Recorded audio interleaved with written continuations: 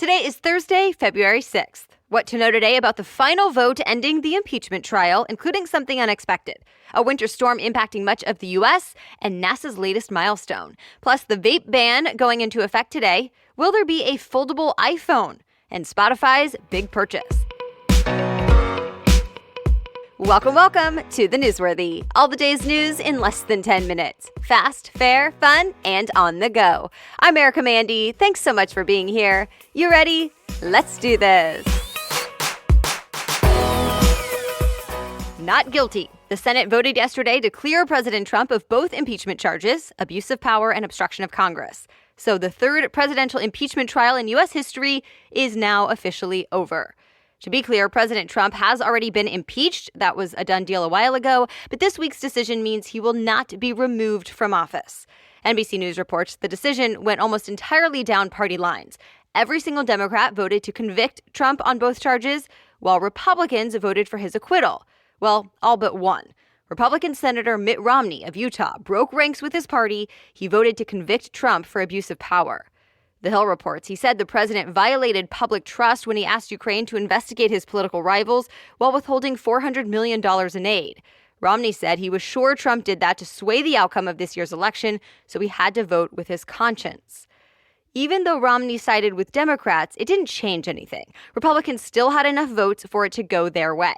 Some said he did nothing wrong. Others said it wasn't an impeachable offense. Meanwhile, the White House is declaring victory, saying this is a, quote, full vindication and exoneration.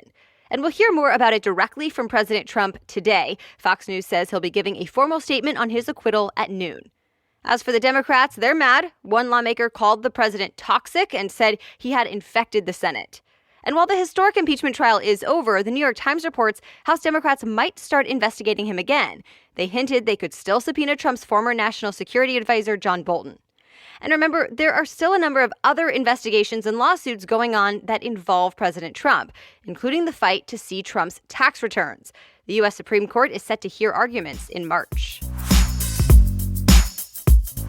All right, now to a quick update on the Iowa caucuses. As of early this morning, there are nearly all of the results in, and it looks like there's nearly a tie now between Pete Buttigieg and Bernie Sanders.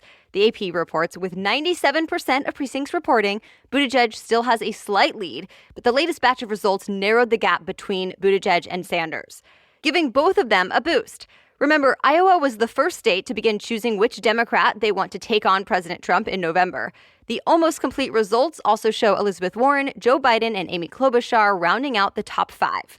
Still, the AP says the race is too early to call.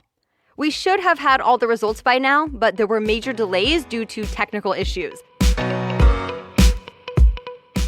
More Americans will be evacuated from China today as the coronavirus keeps spreading throughout the country. The State Department says it's going to send 1 to 2 more flights to get people out. And that's on top of the 350 others who were evacuated yesterday. CNN reports those newest evacuees were flown to 2 separate U.S. military bases in California, where everyone will stay quarantined for 2 weeks. And speaking of a quarantine, nearly 4,000 people are stuck on a cruise ship near Japan. The Washington Post reports they're confined to their rooms because 20 people on the ship have tested positive for the coronavirus. And sadly, the death toll keeps climbing around the world. It's now getting close to 600, while more than 28,000 others have gotten sick. But the U.S. still seems to be avoiding the outbreak for the most part. It's only seen about a dozen cases so far, and no Americans have died. Chinese officials just announced they'll cut tariffs in half on hundreds of U.S. goods worth about $75 billion. They're cutting tariffs, or an extra tax on U.S. imports, that were first put in place during the U.S.-China trade war. Now, this move is part of the recent Phase 1 deal to try to ease tensions. Still, the Wall Street Journal reports there are new doubts about China's ability to follow through on all of its new promises in that deal, since the coronavirus has slowed its economy way down. In the U.S., though, it seems concerns about the coronavirus and its impact on the global economy are lessening now. The stock market bounced back. The S&P 500 and NASDAQ closed at record highs yesterday, while the Dow came close. Business Insider reports a strong jobs report had investors feeling extra optimistic.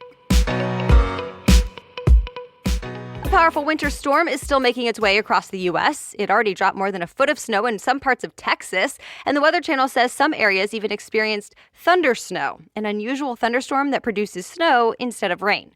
The storm has already been impacting parts of the Midwest as well, and that's expected to continue today. It'll then head toward the Northeast tomorrow. Severe weather is also expected in parts of the South. Winter storm warnings, watches, and advisories are in effect from New Mexico to northern New England.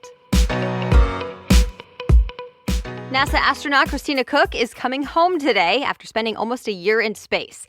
Koch has been on the International Space Station for 328 days, setting the record for the longest continuous spaceflight by a woman.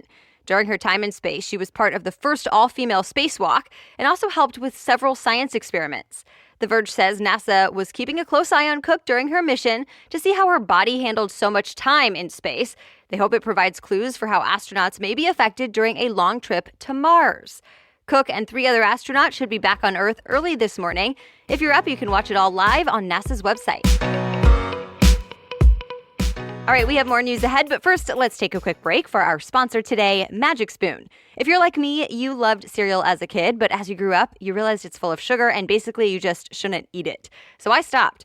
Well, Magic Spoon is a new cereal company that's discovered a way to recreate your favorite childhood cereals, but with 0 sugar, 12 grams of protein, and only 3 net grams of carbs each serving. And yes, it really tastes great. There are 4 flavors: cocoa, fruity, frosted, and blueberry, plus a variety pack where you can try them all.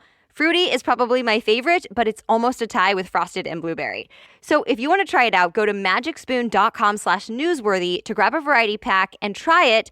And be sure to use the promo code newsworthy at checkout to get free shipping. And Magic Spoon is so confident in their product, it's backed with a 100% happiness guarantee. So if you don't like it for any reason, they will actually refund your money, no questions asked. That's magicspoon.com/newsworthy, and then use the code newsworthy for free shipping. All right, now back to the news. Starting today, you won't be able to buy some flavored e-cigarette products in the U.S. The federal ban on some flavors goes into effect. It bans the sale of fruit, dessert, and mint-flavored pods, like the ones made popular by Juul. Menthol and tobacco flavors are still allowed. This is supposed to help cut down on teen vaping, which experts say is an epidemic. But critics say it doesn't go far enough, and this won't solve the problem. Telling NBC News teens will get their nicotine fix in other ways, including products that aren't covered by this ban. Apple might be making its own foldable phone. The tech company filed a patent for a phone with a flexible display, which appears to be similar to the other foldable phones on the market.